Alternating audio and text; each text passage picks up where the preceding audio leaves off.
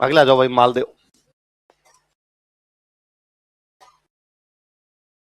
लिखो, पिताजी का नाम गंगा, मम्मी का नाम पद्मा कुमारी।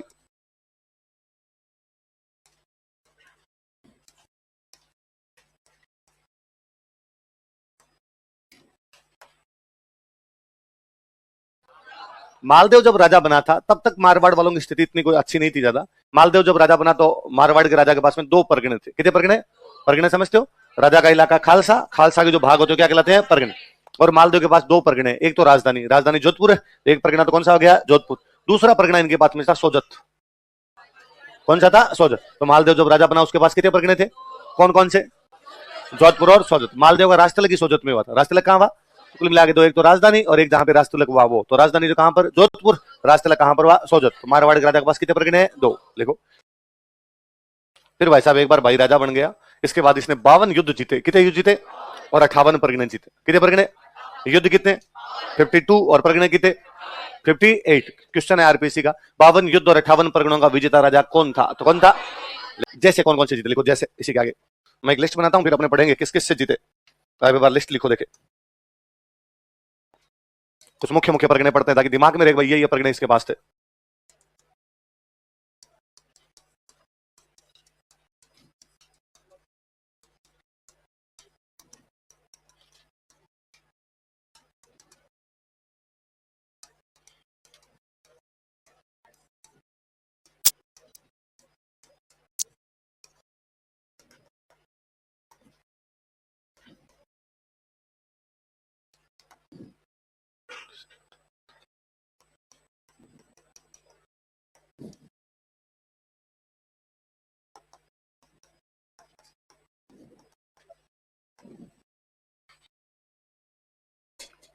बिलाड़ा में अपने एक माता जी का मंदिर पड़ा था। आई माता किसकी कुलदेवी है? सिरवियों की। किसी कुलदेवी है? बिलाड़ा मालदेव ने सिरवियों से जीत लिया था। कैसे जीत लिया था? लिखो, बिलाड़ा का आगे लिखो सिरवियों से, फ्रॉम सिरवीज। किससे जीता? दिमाग में तो रहे, सिरवियों से, फ्रॉम सिरवीज। कि मालदेव ने सिरवियों से क्या जीत लिया था? क्या जीत लिया था? अगला कौन सा है? फलौदी। फलौदी वाले साइड में जैसलमेर का अधिकार हुआ करता। जैसलमेर में राजवंश था भाटी। कौन सा था? तो जैसलमेर के भाटियों से क्या छीन लेता हो? लिखो फलौदी का आगे, जैसलमेर के भाटियों से, फ्रॉम भाटी ऑफ जैसलमेर। जैसलमेर के भाटियों से, फ्रॉम भाटी ऑफ जैसलमेर। तो जैसलमेर के भाटियों से क्या छीन लिया था? अगला कौन सा है? कौन सा है? सिवान। सिवाना उसने डूंगरसी से छीना था। लिख लो डूंगरसी, फ्रॉम डूंगरसी।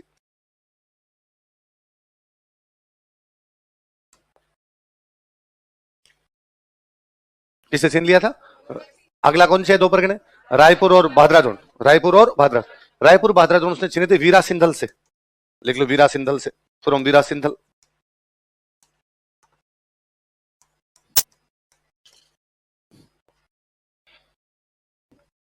अगला कौन सा है? नागौर। नागौर उसने छीना था दौलत खान से, फ्रॉम दौलत खान। किससे छीना था? दौलत। अगला कौन सा है? ये उसने छीना था सिकंदर खान से।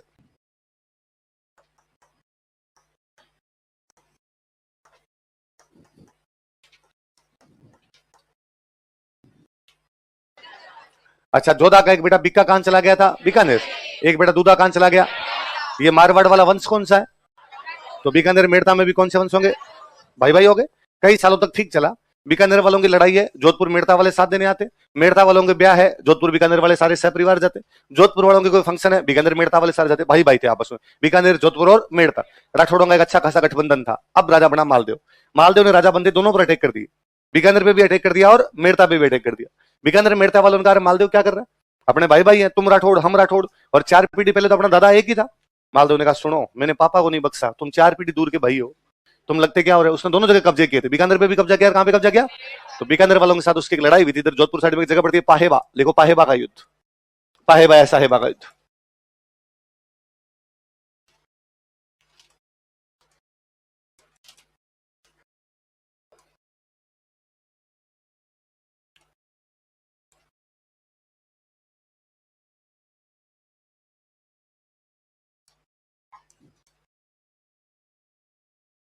इन दिनों जो बीकानेर का राजा था उसका नाम था जैत सिंह। जेत सिंह कहां का राजा है? बीकानेर। इस युद्ध में मालदेव की जीत हुई, मालदेव वॉन दिस बैटल।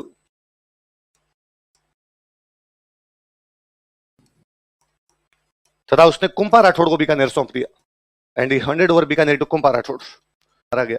तो जेत सिंह का बेटा था, उसका नाम था कल्याणमल। क्या नाम था? ये शेरशाह सूरी के पास सहायता मांगने के लिए चला जाता है। किसके पास? शेरशाह सूरी कहां का राजा है? दिल्ली। तो दिल्ली कौन चला गया? कल्याणमल। किससे सहायता मांगने के लिए मांगता? बताओ, खानवा युद्ध में मेड़ता से कौन गया था? कौन गया था?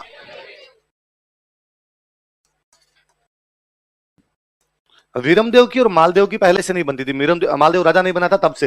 वीरमदेव के पास में एक हाथी था, उस हाथी का नाम था दरियाजोश। क्या नाम था? किसके पास हाथी? क्या नाम हाथी का? ये हाथी मालदेव ने मांगा। मालदेव ने वीरमदेव का, अंकल आपके पास वो दरियाजोश है, वो मेरे को दे दो। वीरमदेव ने कहा नहीं, मैं क्यों दे दूं, मेरा हाथी है, मैं ही रखूंगा। फिर मालदेव जोधपुर का राजा बना। उसने हाथी और मेड़ता दोनों लिए। हाथी तो लेना ही था, साथ में कहां पर कब्जा किया? तो मालदेव और वीरमदेव के बीच में कौन सी हाथी को लेकर नहीं बनती? मेड़ता का राजा कौन है? तो मालदेव आक्रमण करके कहां कब्जा कर लेता है? मेड़ता। तो वीरमदेव भी चला जाता है शेरशाह सूरी के पास। किसके पास? शेरशाह नया नया दिल्ली का राजा बना है हुमायूं को हरा के। किसको हरा के? पढ़ रखा आपने? मिडिवल तो रखी आपने। तो उसने हुमायूं को लगातार 2 युद्धों में हरा दिया था, चौसा का युद्ध और बिलग्राम का युद्ध। पढ़ा आपने? तो हुमायूं चौसा और बिलग्राम में जब हार गया था तो हुमायूं दिल्ली से भागा। तो हुमायूं जा रहा है सिंध की तरफ। कहां जा रहा है? तो रास्ते में मारवाड़ में रुका। कहां पे रुका? मारवाड़ में। अपने जोधपुर में एक जगह पड़ती है जोगी तीर्थ। कौन सी जगह? जोगी तीर्थ रुका। उसको पता था कि मारवाड़ का राजा इस टाइम कौन है? मालदेव। और मालदेव एक शक्तिशाली राजा है, तो उसने जोगी तीर्थ से अपने 3 दूत भेजे। कितने दूत भेजे? किसके पास? किसके खिलाफ सहायता चाहिए उसको? 3 दूत भेजे। एक का नाम था मीर समंद, एक का नाम था अतका खां और एक का नाम था रायमल सोनी। बताओ क्या क्या नाम है? कौन कौन है? किसने भेजे? किसके पास भेजे? किसके खिलाफ सहायता के लिए? कौन सी जगह से भेजे? कौन सी जगह से? मालदेव के पास गए। मालदेव को जाके इन तीनों ने कहा कि भाई मालदेव, हम तीनों मीर समंद, अतका खां और रायमल सोनी हुमायूं के दूत हैं। तू तो जानता ही है, शेरशाह ने हुमायूं को मारपीट करके भगा दिया। अब मालदेव, हुमायूं तेरे यहीं बैठा, थोड़ी दूरी बैठा तुम्हारे जोधपुर से, और वो तुमसे सहायता चाहता है। मालदेव ने कहा बताओ क्या सहायता चाहिए? अब 2 सहायता चाहिए। एक तो हमारे रहने का जुगाड़ करो, क्यों हमारे पास दिल्ली आगरा थे, दोनों पर किसने कब्जा कर लिया? शेरशाह। तो हम जाएं कहां? और दूसरा, हम शेरशाह से वापस लेना चाहते हैं दिल्ली आगरा, तो हमारी सैनिक सहायता कर, हमारे साथ मिलिट्री भेज। तो शेरशाह, मालदेव ने कहा देखो 2 चीजें हैं, अभी अभी मैंने बीकानेर पे कब्जा किया। कहां कब्जा किया? पाहेबा को जीतने के बाद उसने कहां कब्जा कर लिया था? बीकानेर। और बीकानेर अपने कौन से सेनापति को छोड़ गया था? कुंपा राठौड़। तो कहा तुम्हारे रहने की जगह तो मैं कर देता हूं, तुम यहां से सीधे चले जाओ बीकानेर, मैं पर्ची लिख के भेज देता हूं। आगे कुंपा राठौड़ है, कुंपा को पर्ची दिखाना, कुंपा तुम्हें क्या दे देगा? बीकानेर। आराम से जाके बीकानेर में रहो, कोई चिंता नहीं है। और दूसरा क्या चाहिए? कि उस शेरशाह खिलाफ लड़ने के लिए हमें क्या चाहिए? सेना। उसने कहा जब भी शेरशाह से लड़ने जाओ मेरे को मिस कॉल कर देना और लोकेशन शेयर कर देना, जहां तुम बुलाओगे वहां पर मैं लड़ने के लिए आ जाऊंगा, मैं तुम्हारी तरफ से लड़ लूंगा। तीनों बड़े राजी हुए। राजी होकर वापस किसके पास गए? हुमायूं। और हुमायूं जाकर, मालदेव गजब आदमी, उसने अपने को रहने की जगह दे दी। कौन सी? और शेरशाह खिलाफ लड़ने के लिए क्या दे देगा अपने को? सेना। हुमायूं ने कहा ये तो बहुत अच्छा बात हुई, और बताओ। और कहा आपके लिए गिफ्ट भी भेजे सर, ड्राई फ्रूट्स भेजे आपके लिए। हुमायूं ने कहा पहले ड्राई फ्रूट खोलो देखे। उनका सर एक बात सुन लो, उसके बाद आप जैसा करो वैसा ठीक है। क्या बात है? कि हम तीनों जब वहां मिलने के लिए गए थे मालदेव से जोधपुर में, तब वहां पे शेरशाह सूरी का दूत भी आया हुआ था। किसका दूत? शेरशाह सूरी। तो वो क्या कहने आया था? कि वो ये कहने के लिए आया था कि हुमायूं की कोई सहायता करनी नहीं। तो मालदेव ने उसको क्या रिप्लाई दिया? ये नहीं पता, हमारे से अलग कमरे में बात की थी, उससे अलग कमरे में बात की थी। हमने तो ये कहा कि बीकानेर दे दूंगा और तुम्हें क्या दे दूंगा? सेना। उसको हमें क्या पता क्या कहा। अब हुमायूं चिंता में पड़ गया कि यार शेरशाह वाले दूत को क्या कहा।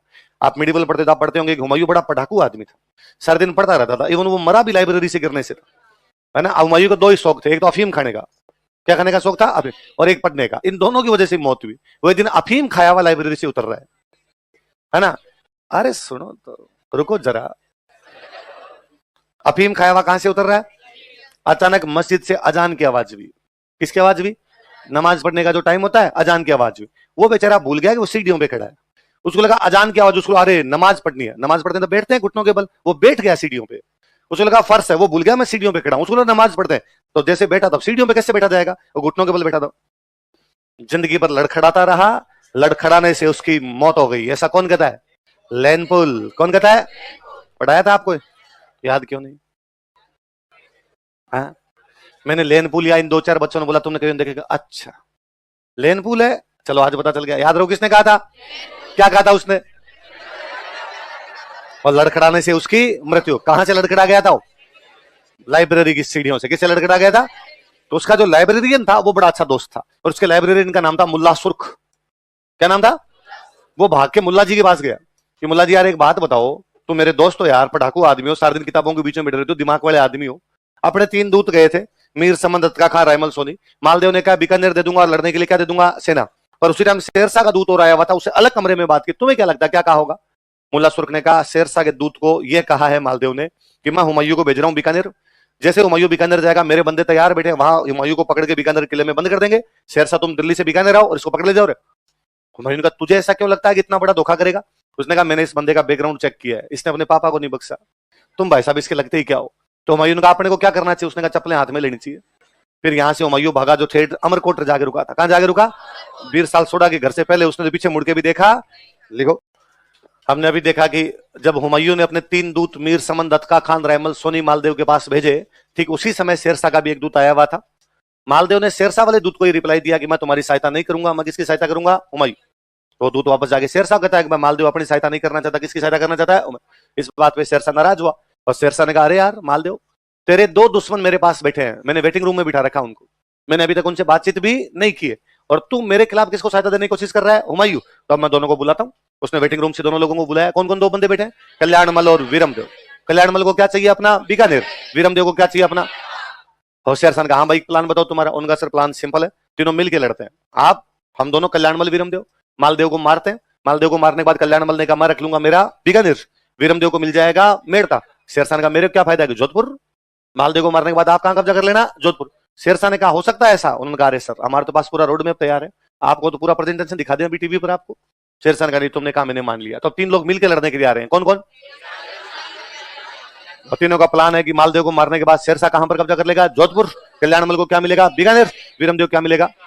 ये बात मालदेव को पता चली कि 3 लोग मेरे से मिलकर लड़ने के लिए आ रहे हैं। मालदेव ने अपने मंत्री संतरी बिठाए कि हाँ भाई बताओ।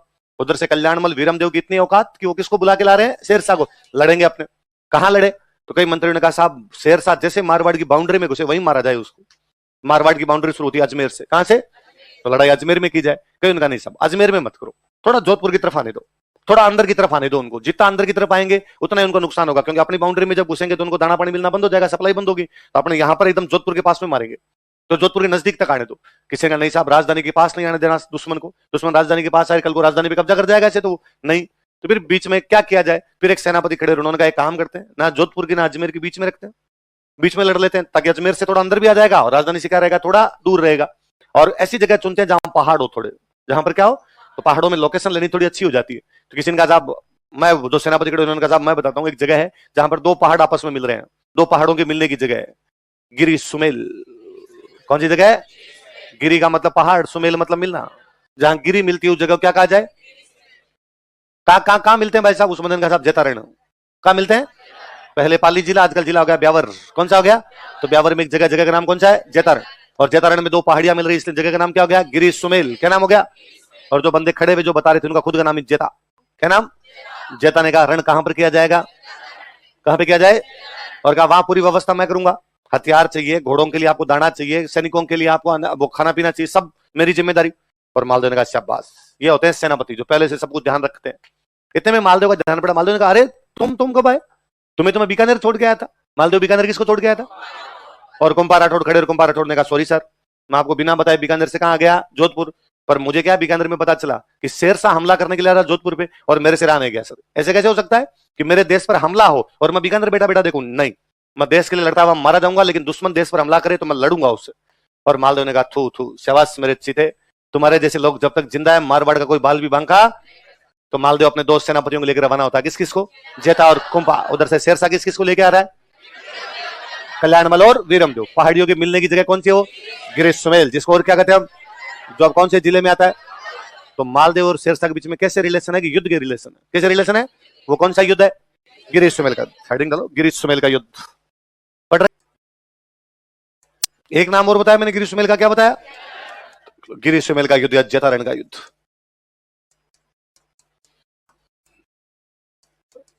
सर्दियों के दिन थे, नया साल लगा ही था। Battle of Giri Sumelia, battle of Jaitaran.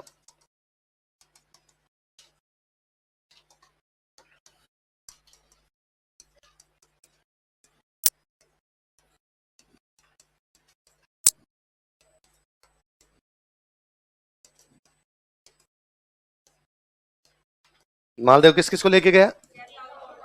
जेता और कुंभ। उधर से कौन आ रहा है? शेरशाह। किस किस को लेके? कल्याणमल कहां का है? बीकानेर। कोष्टक में बीकानेर लिखना। वीरमदेव कहां का है? मेड़ता। तो वीरमदेव कोष्टक में मेड़ता लिख लेना।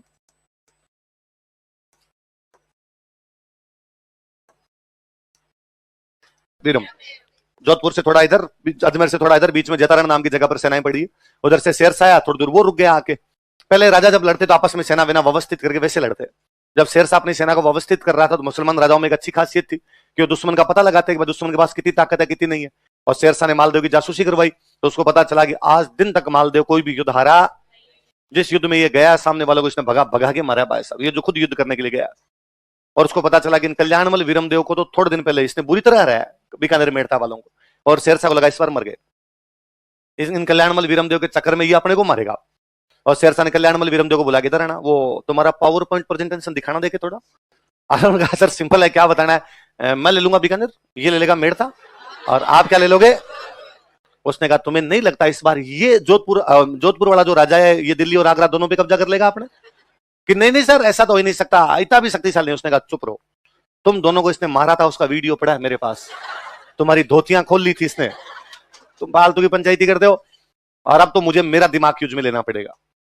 शेरशाह के लिए कहा जाता कि शेरशाह में शेर जितनी ताकत और लोमड़ी जितनी चालाकी थी। कितनी चालाकी थी? जगीरा की तरह कमीनापन कोट कोट के भरा हुआ था उससे। चाइना गेट मूवी किस किसने नहीं देखी आप में से? कितने लोग जिन्होंने चाइना गेट मूवी नहीं देखी? तुम अपनी कॉपी पर लिखो चाइना गेट देखने, लिख नाम लिखो। अरे यार जगीरा नहीं देखा फिर जिंदगी में क्या किया आपने? कि जगीरा से लड़ने की हिम्मत तो जुटा लोगे, लेकिन जगीरा जैसा कमीनापन कहां से लाओगे? मेरे मन को भया मैंने कुत्ता काट कर खाया। चाइना गेट है तो कौन सी में है?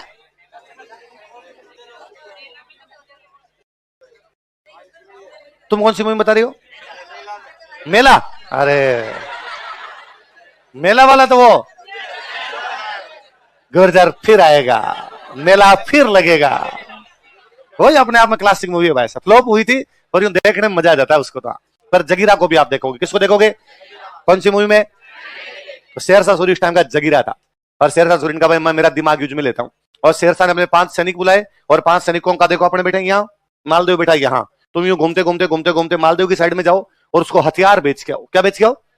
हथियार बेच के। और जब वो हथियार खरीदे, तुम व्यापारी बन के जाओ, हथियार बेच के आओ, और जब वो हथियार खरीदे तो मेरी एक पर्ची है वहां पे डाल के आना, और ध्यान रखना पता नहीं चलना चाहिए तुमने डाली। उन्होंने कहा सर चिंता मत करो, डन है काम आपका। वो व्यापारी का वेश धारण करते हैं, हथियार लेते हैं, अच्छे अच्छे घूमते घूमते जाते हैं मालदेव की साइड में, उधर जाकर हथियार खरीद लो, हथियार खरीद लो। तो युद्ध के समय में अधिक हथियारों की आवश्यकता है कम। मालदेव ने कहा लाओ भाई लाओ, तलवारें उनके पास शानदार तलवारें, एक से बढ़ के एक तलवारें। मालदेव ने कहा यार जोरदार, सारी सारी दे दो। और मालदेव ने अपने सारे सेनापति बुलाए, जेता कुंभा बाकी सेनापति, कैंप लगे होते, मालदेव का कैंप है पास में, सेनापतियों कैंप है, फिर सेना पड़ी है। उन्हें सारे सेनापति बुलाया, बुला कहा भाई कितनी चाहिए? किसी ने कहा सर 70 दिला दो, 90 दिला दो, 50 दिला दो, 100 दिला दो, सबको दिलाई। और जाओ अपने अपने कैंप में। फिर मालदेव ने उनको कहा कितने रुपए हो गए? कितने रुपए? ये पकड़ो और थैंक यू, अगली बार भी जब भी आओ पहले मेरे पास आओगे, मैं सारी खरीद लूंगा। उन्होंने कहा राजा यार निहाल कर दिया हमको, हथियार लेके सुबह निकले थे, हमें लगा 10 जगह बेचेंगे तब बिकेंगे, एक साथ खरीद लिए, अगली बार तो सारे के सारे तेरे को ला के देंगे। और वो अपने रुपए लेके चलते बने, जाते जाते एक धीरे से पर्ची डाल गए।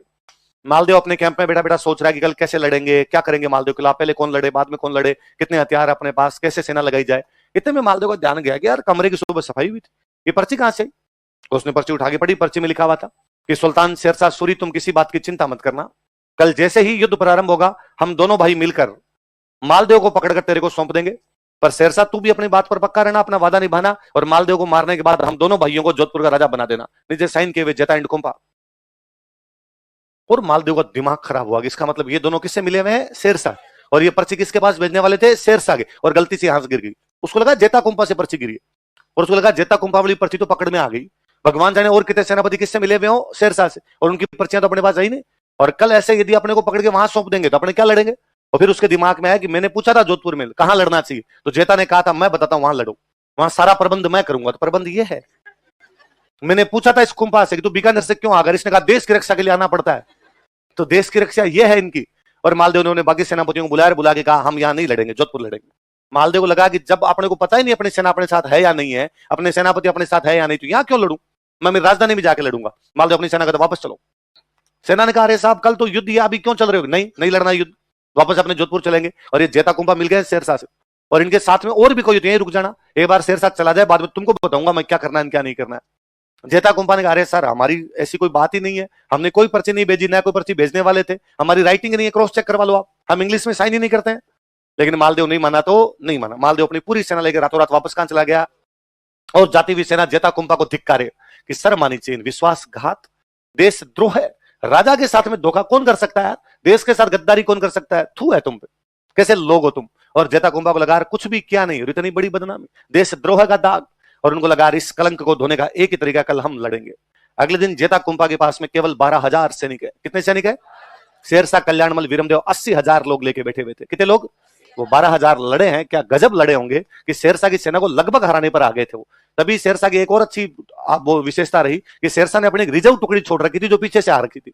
वो जो पीछे से आ रही टुकड़ी थी उसका सेनापति था जलाल खान जलवानी। कौन था?